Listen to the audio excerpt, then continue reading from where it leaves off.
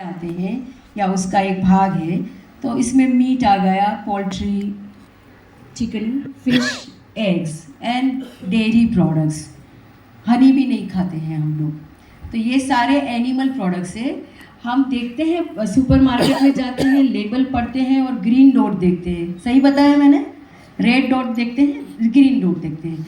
लेकिन vegetarian foods को green dot गलती से दिया गया है, क्योंकि उसमें डेयरी प्रोडक्ट्स होते हैं और वो सही तरीके से प्योर वेजिटेरियन नहीं है। वो milk is a animal product, तो इसीलिए हम एनिमल प्रोडक्ट में मिल्क को डाल दिया है और उसे नहीं लेते हैं।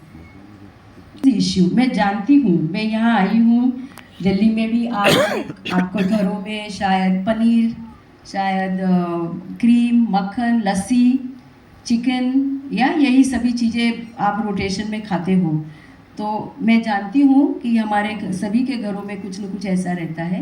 लेकिन मैंने जो सीखा है मैं आपको आज बताना चाहती हूँ। आप जानिए कि नॉन वेज फूड में क्या क्या प्रॉब्लम्स होते हैं हेल्थ के लिए। तो ये हाई कोलेस्ट्रॉल है। तो जहाँ कोई तो मुझे यहाँ देखा है जो कोलेस्ट्रॉल की दवाई ले रहा है। आप अगर डेयरी प्रोडक्ट्स ले रहे हैं या नॉन वेज खा रहे हैं तो आपका कोलेस्ट्रॉल बढ़ेगा, क्योंकि कोलेस्ट्रॉल यहाँ से आता है। प्लांट बेस्ड खाना में बिल्कुल कोलेस्ट्रॉल नहीं है। और हम लोग जब 21 डे एक्सपेरिमेंट करते हैं तो we put the patients on plant based diet and in 21 days the cholesterol levels go down in 21 days and the medicine stops. So if you have a choice, do you want to take a statin drug rest of your life which has got many side effects, or do you want to be on a plant based diet where you don't need a cholesterol lowering drug? So this is in alignment with our own physiology, the plant based diet. दूसरा problem है fibre ही नहीं है। Animal products में कहीं fibre नहीं है। आप देखेंगे दूध में फाइबर नहीं है, नॉनवेज मीट में फाइबर नहीं है, फिश में फाइबर नहीं है, एग में भी फाइबर नहीं है, कहीं भी फाइबर नहीं है। So that is an issue because we need fibre. Phytonutrients नहीं है। ये जो कलर के वेजिटेबल्स होते हैं सभी में अच्छे से फाइटोन्यूट्रिएंट्स रहते हैं which are extremely important for our body. ऐसे कोई फाइटोन्यूट्रिएंट्स इसमें मिलते नहीं हैं। ये सारे जो एनिमल्स हैं, जो ऐसे आपके मन में क्या विचार आते होंगे कि ऐसे ही कहीं खेतों में घूमते होंगे, हेल्दी होंगे, फिर उनको मार के उनकी एकदम हेल्दी मीट मिलती होगी। ऐसा कुछ है नहीं। ये सारे प्रॉपर फैक्ट्री फार्मिंग में उनको रेज किया जाता है, उनको रूटीनली एंटीबायोटिक्स दी जाती है। हमारे जो फार्मास्यूटिकल इंडस्ट्री एंटीबायोटिक्स बनाती है उसका बहुत बड़ा हिस्सा एनिमल एग्रीकल्चर में यूज़ होता है। ये सारे पशुओं को दिया जाता है क्योंकि वो बीमार ना पड़े, उनका ऑप्टिमम वेट रहे, फिर उसे राइट टाइम पे ख़त्म किया जाए और फिर मीट हमें मिले।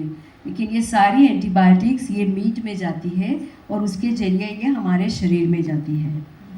So you may become antibiotic resistant unknowingly by having this antibiotics through the food that you eat.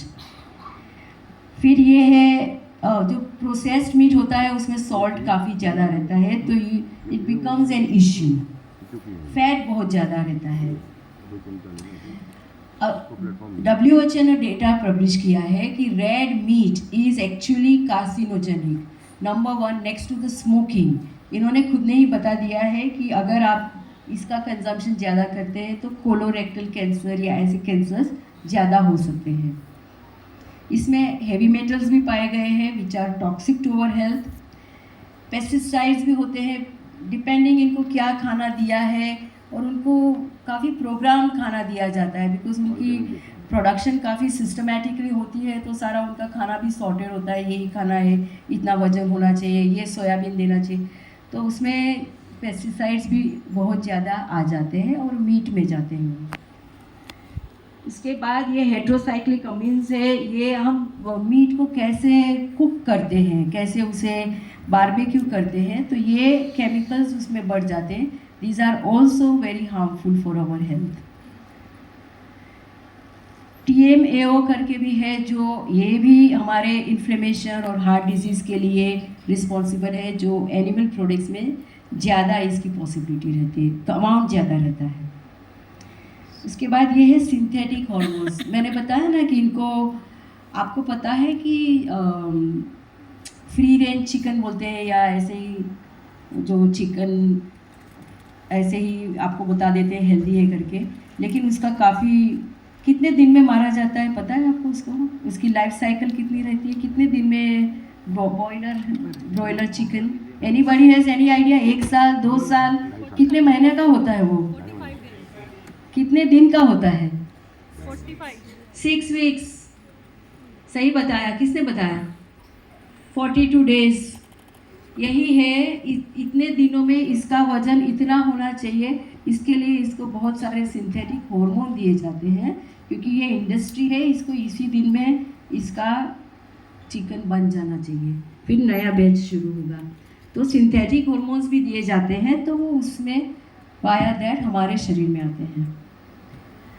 प्यूराइज जो सभी एनिमल सेल्स में होते हैं। किसी को अगर यूरिक एसिड का प्रॉब्लम है, यहाँ ब्लड टेस्ट करवाया और यूरिक एसिड ज़्यादा निकला, या गाउट, या उसकी मेडिसिन चल रही है, तो ये यूरिक एसिड भी बढ़ाता है। तो जब भी यूरिक एसिड ज़्यादा होता है तो डॉक्टर आपको बताता है कि you stop taking non-veg food. फिर ग्लास ऑफ मिल्क सभी का प्रिय है, और मैं तो यहाँ भी मिल्क बेल्ट में आ गई हूँ ना, नॉर्थ में, नॉर्थ इंडिया। दूध, लस्सी और क्रीम, और मैं अभी पिछले हफ्ते गई थी वाराणसी में, तो जगह जगह मैंने देखा, एक तो पूरी बहुत सारी स्वीट्स लोग खा रहे हैं, सारी मिल्क की होती है, एक भी बिना मिल्क रहती नहीं है वहाँ। और एक लस्सी वाले बहुत फेमस है, मैं जाके खड़ी हो गई, कैसी लस्सी देते? लस्सी तो देते हैं एकदम जाड़ी, उसमें शुगर भी रहती है, और उसके ऊपर कुछ रबड़ी रबड़ी डाल देते हैं, रबड़ी और भी कुछ डाल देते हैं, मैंने देखा। और लोग बहुत खुशी खुशी से आराम से पी रहे थे। तो मिल्क बेल्ट है, हम we love dairy, right? Indians we love dairy. तो क्या है ये, एक ग्लास मिल्क का जब हमारे टेबल पर आ जाता है तो उसे हमें बहुत सारी बातें पूछने की रह जाती है। मिल्क में होता है केसिन नाम का एक प्रोटीन, जो ऑलरेडी कार्सिनोजेनिक है। इसके बहुत सारे रिसर्च हो चुके हैं, इसके ऊपर ब्रेस्ट कैंसर और प्रोस्टेट कैंसर के भी लिंक पाए गए हैं। एंटीबायोटिक्स और पेन किलर्स, क्या होता है कि ये जो एनिमल है उसको मैंने बताया कि मशीन से कभी दूध निकालते हैं, कभी हाथ से निकालते हैं, उसके अडर्स को बहुत ज़्यादा इंजरी हो जाती है, उसको बार बार पेन किलर्स और एंटीबायोटिक्स रूटीनली देने ही पड़ते हैं। अगर आप में से बहुत सारे मदर्स हैं, right? You all, how many mothers here in the audience? आपने अपने बच्चे को दूध पिलाया?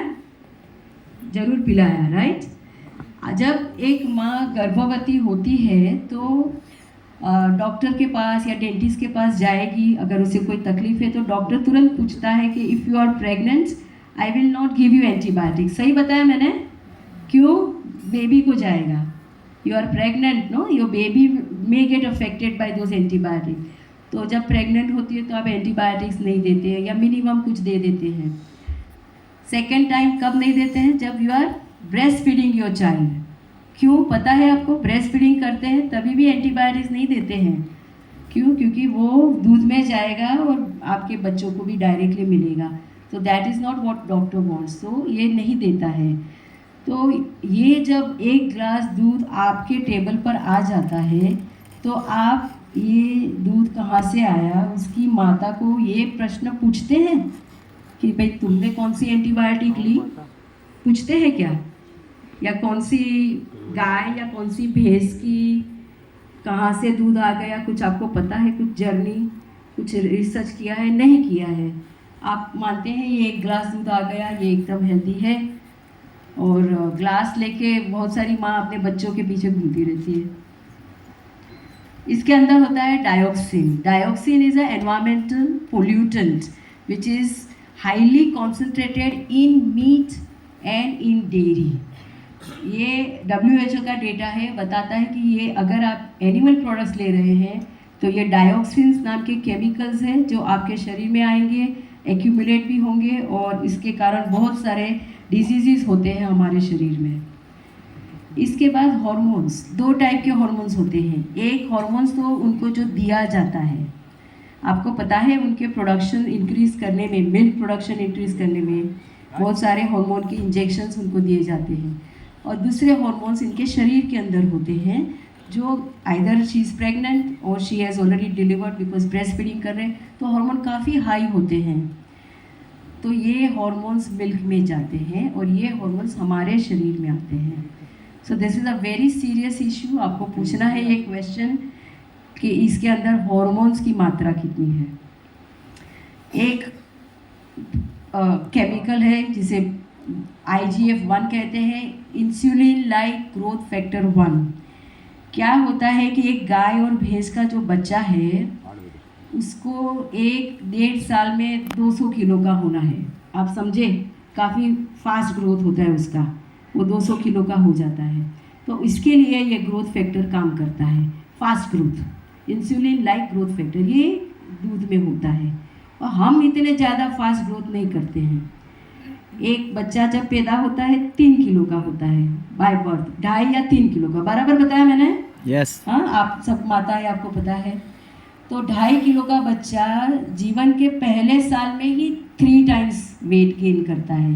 आप उसके फ़ोटो देखेंगे, हर महीने अलग अलग दिखेगा, और हम हमेशा कमेंट करते कितना बड़ा जल्दी हो रहा है, अलग अलग। 1 साल में उसका होता है 9 या 10 किलो, बराबर सही बताया।